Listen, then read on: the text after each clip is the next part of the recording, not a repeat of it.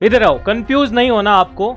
मैं आपको समझाता हूँ कार्डियक टेक्नीशियन, ईसीजी टेक्नीशियन और कैथ लेबोरेटरी टेक्नीशियन के बारे में। यहाँ पे हम बात करेंगे इनकी योग्यता से संबंधित, यहाँ पे हम बात करेंगे इनका सिलेबस की चर्चा, यहाँ पे अपन बात करेंगे इनके वेतन और उम्र, और यहाँ पे हम पोस्ट के बारे में बात करने वाले हैं। तो वीडियो को आप अंत तक जरूर देखिएगा। हाय एवरीवन, मैं राम सैनी और एक बार फिर से आप सभी का सुदर्शन पैरामेडिकल के इस ऑनलाइन प्लेटफॉर्म पर हार्दिक स्वागत।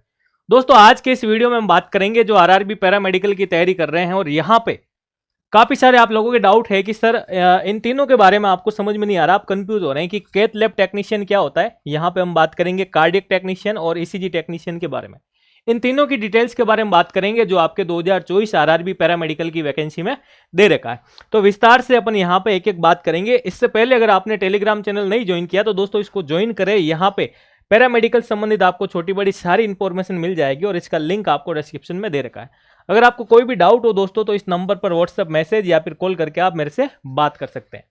अब अपन बात करते हैं जो आपके सबके काम की है। तो यहाँ पे देखो, सबसे पहले मैं आपको बता देता हूँ, government of India, ministry of railways, railway recruitment board ने जो आपको ये नोटिफिकेशन दिया था, यहाँ पे हम आज तीन चीजों के बारे में बात करने वाले हैं। सबसे पहले अगर हम हमारे वैकेंसी के पोस्ट में अगर अपन लिस्ट में अगर देखें तो एक दे रखा दोस्तों आपको कैथ लेबोरेटरी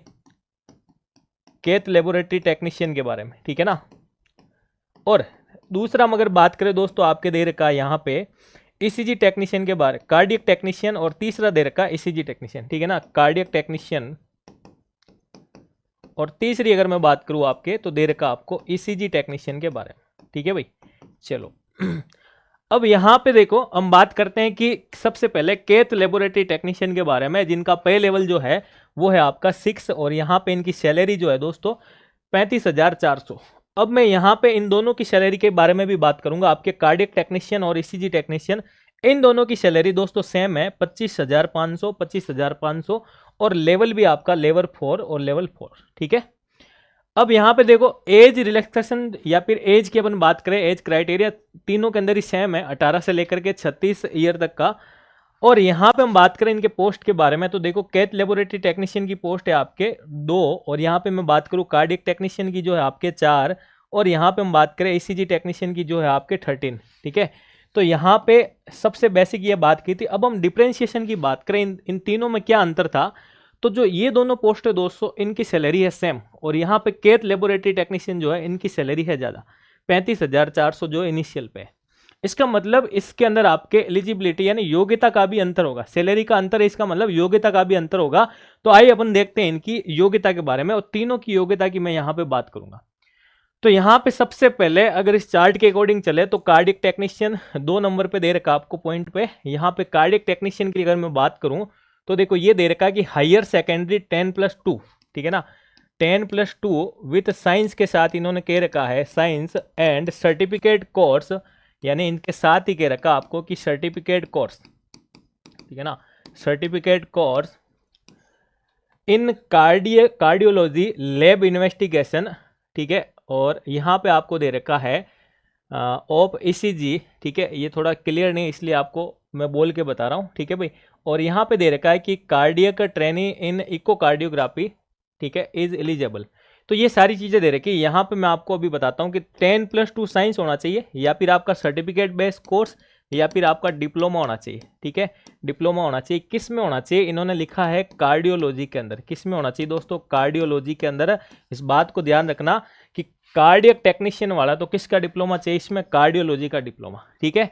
चलो अब अपन बात करते हैं, यहीं पे दे रखा है ईसीजी टेक्नीशियन के बारे में 4 पॉइंट पर, ठीक है।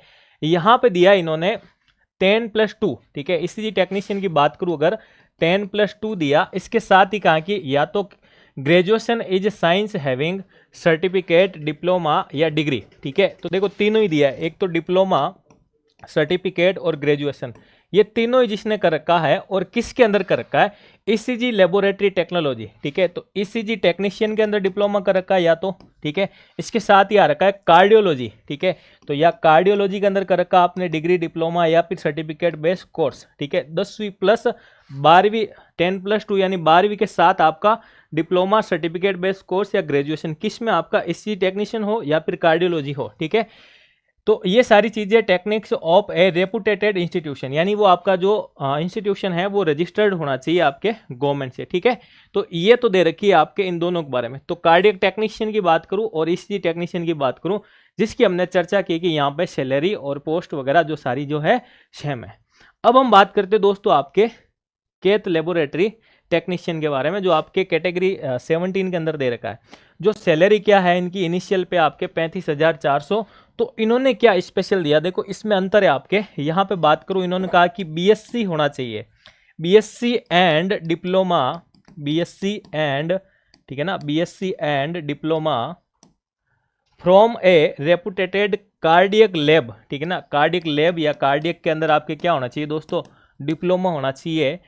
और इसके साथ इन्होंने कहा कि या फिर प्रोफेशनल किया हुआ हो कैथ लैब वर्क, या फिर इन्होंने कहा 2 years house training experience in A reputed cardiac lab laboratory, ठीक है ना। या तो आपका डिप्लोमा किया हुआ हो या फिर आपके पास 2 इयर्स का एक्सपीरियंस हो। तो या ये याद रखना, ये और में दे रखा है और ये एंड में दे रखा है।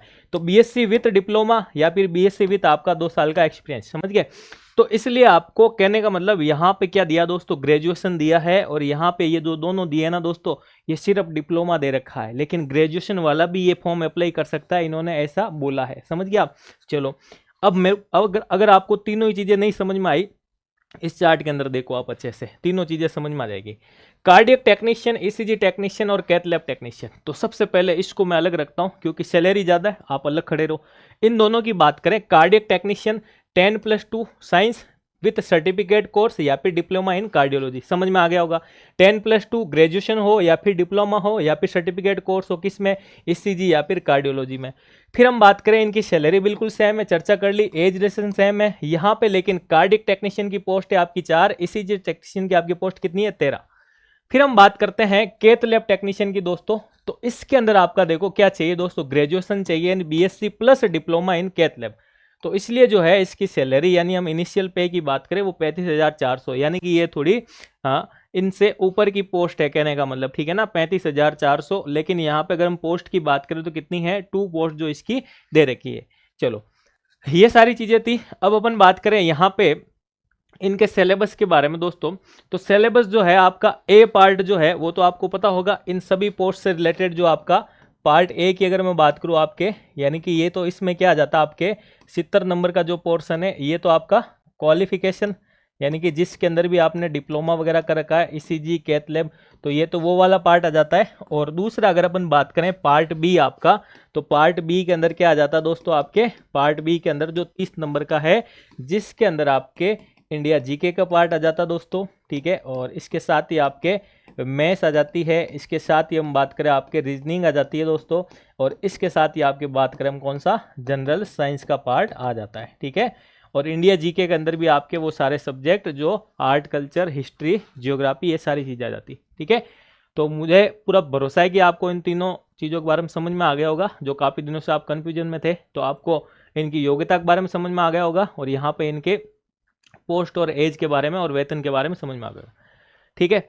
देन हम बात करें कि अगर आप इन तीनों की तैयारी कर रहे हैं, या फिर मैं बात करूं अगर आप कोई भी आरआरबी पैरामेडिकल की पोस्ट के बारे में तैयारी कर रहे हैं, तो बिल्कुल मेरा ऐप दे रखा है, बिल्कुल आप इसको डाउनलोड करें। और डाउनलोड क्यों करें, बिल्कुल आप डाउनलोड करके इसको विजिट करें, समझ गया, इसको विजिट करें। पर्टिकुलर जो जिसकी तैयारी कर रहा है वहाँ पर आपको बेसिक इन्फॉर्मेशन का वीडियो मिल जाएगा, जिसके अंदर वो सारी चीज़ें दे रखी है कि इस सब्जेक्ट या इस पोस्ट के अंदर आपको किस प्रकार से तैयारी करनी चाहिए, यानी तैयारी कैसे करनी चाहिए, वो सारी चीज़ें दे रखी है। इसके साथ ही आप बैच ज्वाइन करने पर आपको देखो part A plus part B completely मिल जाएगा दोस्तों यहाँ पे। और इनके साथ ही आपको 10 मॉड्यूल पेपर्स भी प्रोवाइड किए जाएंगे, 10 मॉड्यूल पेपर भी मिलेंगे। और वहीं पे आपको पीवाईक्यू की पीडीएफ भी वहाँ पे आपको अवेलेबल मिलेगी, ठीक है। तो अगर आप बिल्कुल मेरे साथ जुड़ करके तैयारी करना चाहते हैं तो आप इसको डाउनलोड करें, ठीक है भाई। चलो, तो आपको अगर वीडियो पसंद आया तो बिल्कुल आप इसको लाइक करें, दोस्तों के साथ शेयर करें। अगर आप चैनल पर नए हैं तो इसको सब्सक्राइब करें। अगर आपका कोई भी डाउट हो तो बिल्कुल आप कमेंट्स करके बता सकते हैं, ताकि मैं नई इन्फॉर्मेशन आप लोगों के लिए जरूर लेके आऊँगा। धन्यवाद।